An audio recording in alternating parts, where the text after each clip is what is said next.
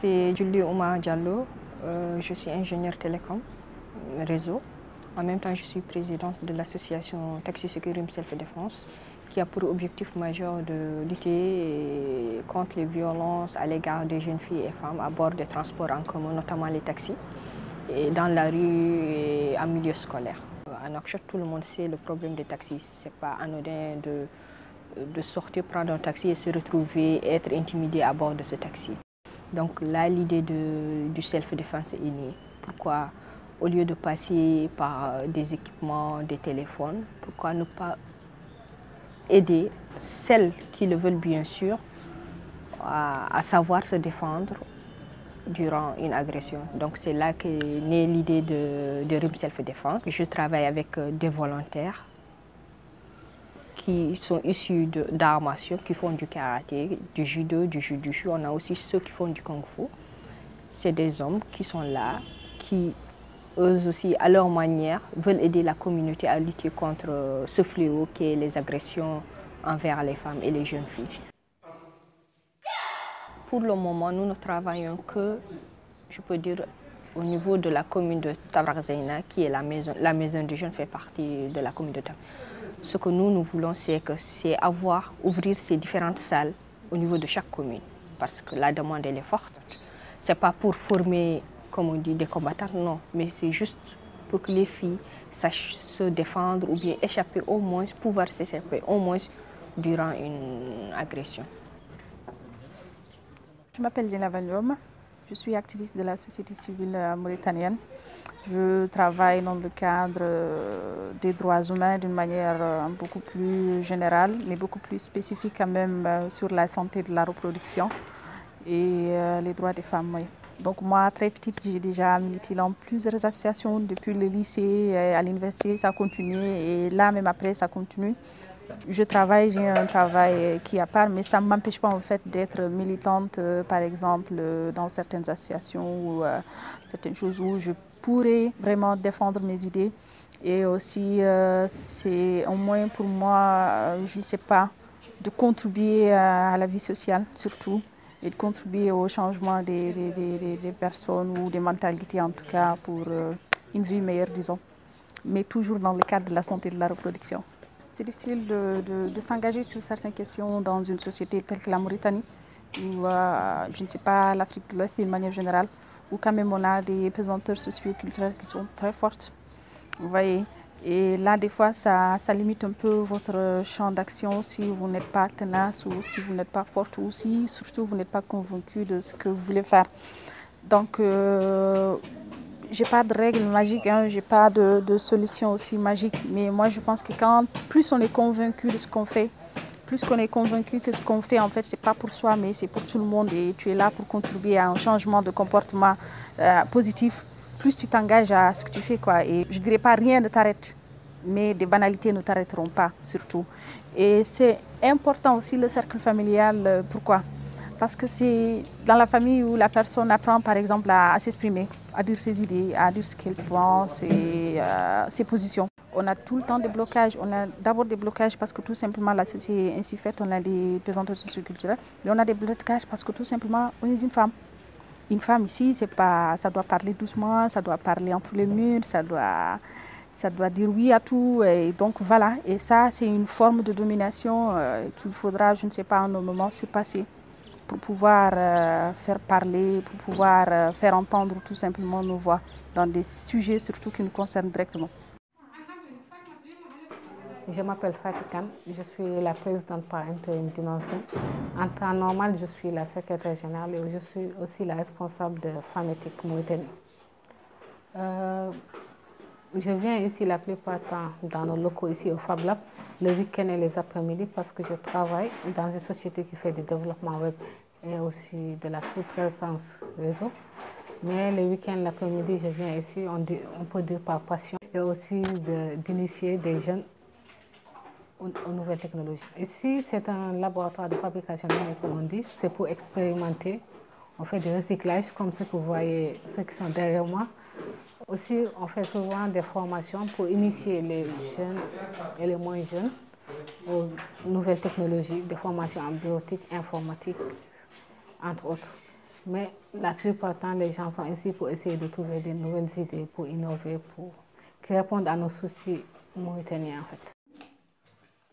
Mais aussi, aller dans la continuité. On travaille, on rencontre beaucoup de difficultés, mais on persévère, on va continuer nos formations, continuer nos expériences encore et persévérer en tout cas, mais on va tout faire pour cibler ou pas cibler, voir les problèmes que rencontrent les Mauritaniens, les jeunes, les moins jeunes, et essayer d'innover ou de les aider par rapport à ça, à travers nos petites choses, nos petits trucs. الاسم الكريم رقية عبد الله يرعاها الله، خريجة من قسم ماستر في كلية العلوم القانونية والاقتصادية، ناشطة شبابية، رئيسة جمعية قال لها جمعية الفتيات الفاعلات في المجتمع، وهي جمعية خاصة بالرجال الفتيات في مناصرة الفتيات، قيادة الفتيات، مكافحة العنف في صفوف الفتيات، تعمل أساسا على تنمية الفتاة. هذا أساسا هو يعني هدف هذه قالوا جمعية الفتيات الفاعلات في المجتمع.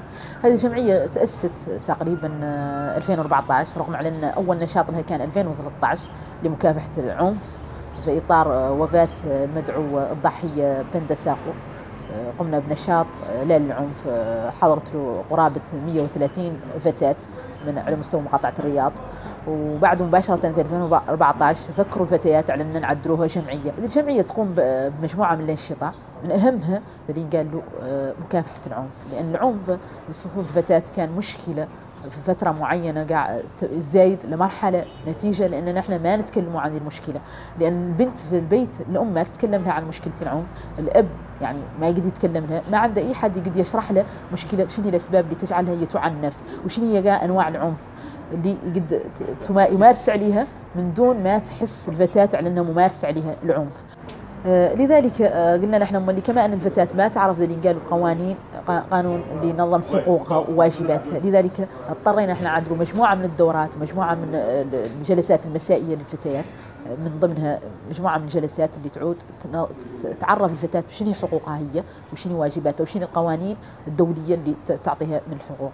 ثانيا كانت ثم اللي مجموعة من الدورات المسائية في إطار اللي قالوا الصحة الإنجابية، الختان إلى آخره، مجموعة من الحصص في اختبار صحة الفتاة والأمراض المنتقلة عن طريق الجنس إلى آخره، الرضاعة الطبيعية، هم مجموعة من الأمور اللي المجتمع بزال عنده صحوة فإنه يتكلم عنها وهي تضر الفتاة في النهاية. لذلك والفتاة هي كل المجتمع، لأن يعني هي نصف المجتمع مربية النصف الآخر، معنى أن هي كل المجتمع، معنى أن ينتج المرأة ما هي محصنة، معنى أن المجتمع ما يقدر يعود محصن. لذلك كانت هذه الفكرة هي أساس يعني تأسيس والله إنشاء هذه الجمعية، لأني أنا في البداية يعني بدأت في العمل والدي من نفسي ما وافق عليه، لكن كانت فم أفكار هي اللي ساعدت بها نفسيات نوصل مثلا على أني بدأت دخلت الجمعية من دون أذنه في البداية، لكن أول أمسية عدلناها جبت له بطاقة دعوة وجو شاف النشاط وعجبه النشاط وقال لي دخل إخواتك فيه. وهذه كانت دائما تجربة نقولها للفتيات الأخرات على أنهم لا يعدلوا أي عمل والله أي شيء ما قالوا لهم، لأن لهن يجوا يشوفوا اللي تبارك معاه يعرفوا أنه في مصلحتك وفي مصلحة بقية الأسرة، لكن ما دمت أنت تعدليش من أعمالهم وما يعرفوها طبيعي لأن عندهم تخوفات، لأنهم هم يسعوا في النهاية لحمايتك، معنى أنهم هم عندهم ذيك التخوفات نتيجة لأنك أنت تعودي مروقة عنهم ذيك النشاطات اللي تقوم بها. معنى ماني مع الفتاة على أنها تعدل أي عمل ما هو حاسين بهذا، أي عمل وأي نشاط هو مصلحة المجتمع مصلحة الفتاة، خلي جهلك يجيبوك تجمك وتشوف ذاك النشاط.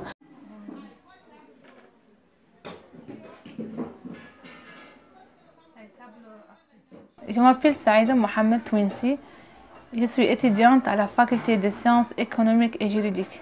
J'ai commencé l'art plastique à l'âge de 15 ans et bien sûr j'ai continué à faire mes études. Tout simplement mon objectif est de montrer l'image positive de la Mauritanie à travers mes œuvres. Je peux aussi dire que ce que j'ai fait entre dans le combat des femmes pour le respect de leurs droits et de leur dignité. C'est vrai qu'ici en Mauritanie malheureusement les gens n'ont pas une mentalité de l'art et les gens ne valorisent pas les arts. Malgré toutes les difficultés que j'ai rencontrées, je prépare ma première exposition en mars, Inch'Allah. Mon travail est difficile dans le sens où je ne reçois aucune aide, mais j'arrive à faire mes tableaux avec mes petits moyens. Je m'appelle Fatounia, je suis footballeuse et artiste slameuse. J'ai 24 ans et aussi je suis fonctionnaire au sein de la fédération de football. Depuis 1999, je joue au foot. On peut dire, ça fait plus de 14 ans. D'ailleurs, même l'année dernière, j'ai fêté mes 14 ans de carrière en faisant un tapis rouge intitulé Cholito Foot, ce qui a permis pour qu'il y ait plus de visibilité et promouvoir le foot féminin. Le foot, c'est toute ma vie en fait, c'est ma passion, c'est ma raison de vivre. J'ai eu la chance par rapport à beaucoup de filles de ma génération. J'ai un père hors pair qui m'a toujours soutenue. C'est grâce à lui. Tout ça. Bien vrai que dans les temps, vers 2000, 2003, 2004, c'était très difficile. Il n'y avait pas de visibilité, on n'était pas connus du tout. Il n'y avait même pas une fédération qui nous reconnaissait. Et là, maintenant, on a un département foot féminin dont j'y travaille. Et il y a un championnat féminin. Je peux que dire, alhamdoulilah. Et savoir patienter, c'est très important. Quand on veut, on peut. Il faut toujours y croire, quoi.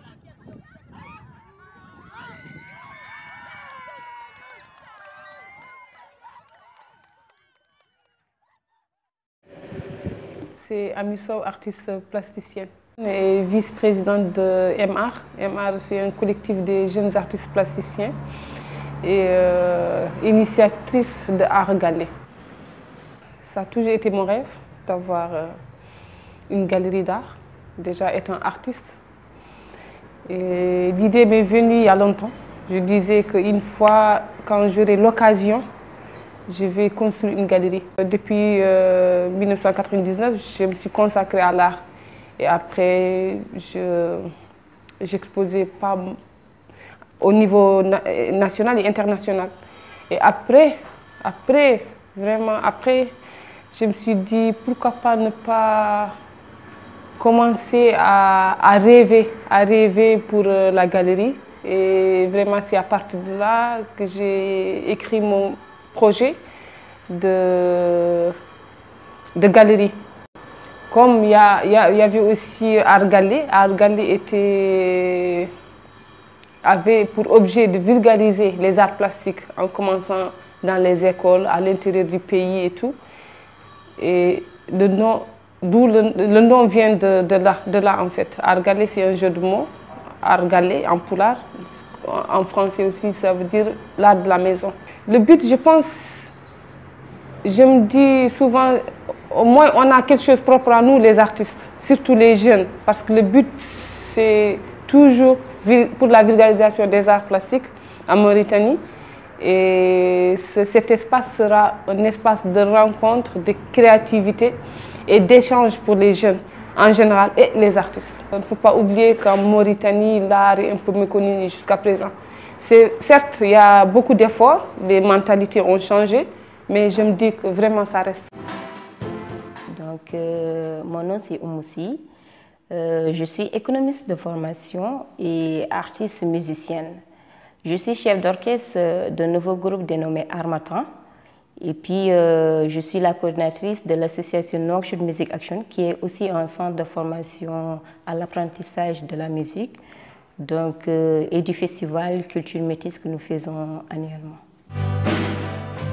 Avant tout, moi, je suis ici du centre dénommé Nouakchott Music Action, qui est un centre de formation, d'autant plus une association des jeunes musiciens mauritaniens. Donc, je peux dire, moi, ça fait à peu près 6 ans, si je ne me trompe pas, que je suis dans la musique. Parce qu'au moment que je faisais les études à l'université, en même moment aussi, je continuais. Des fois, si j'avais le temps libre, de venir faire pratiquer un peu la musique. Donc, je peux dire que ça fait à peu près 4 ans que je me suis orientée à 100% dans ce volet-là. Les difficultés que nous rencontrons, il y en a beaucoup. Avant tout, c'est la société. Tu vois, c'est un peu difficile par rapport à la société. Il y a aussi, par rapport à la société, pourquoi? Déjà, il y a le problème que les parents disent, t'es pas griot, tu ne dois pas faire la musique. Et d'autre part aussi, il y a l'État mauritanien qui n'est pas par rapport à la culture. Là, c'est pas juste la musique, c'est par rapport à la culture. Moi, au moment que j'ai eu mon bac, je voulais vraiment opter pour la musicologie. Licence en musicologie. Malheureusement, ça n'est pas inséré dans notre système éducatif. Aujourd'hui, non seulement je suis artiste musicienne, mais de temps à autre aussi, je donne, je peux dire, à mes débuts même, À mes débuts, j'ai commencé à donner, parce que c'était déjà ce que j'aimais. Donc, à mes débuts, j'ai commencé à former aussi. Mon rêve, surtout, c'est d'avoir vraiment un groupe 100% filles. Je sais, c'est difficile en Mauritanie, ça c'est sûr, parce qu'au début, il y avait des filles peut-être qui venaient fréquenter le centre, soit disant, il y a une fille qui joue, dénommée aussi, donc on va aller jouer. Donc, les filles peuvent venir pendant 1 ou 2 semaines et hop, tu ne vois plus personne. Non seulement il y a la société, mais il y a la patience aussi, parce que la musique, c'est un chemin tellement long. Donc, si tu n'as pas vraiment cette ténacité pour persévérer, tu ne vas pas aboutir dans ça.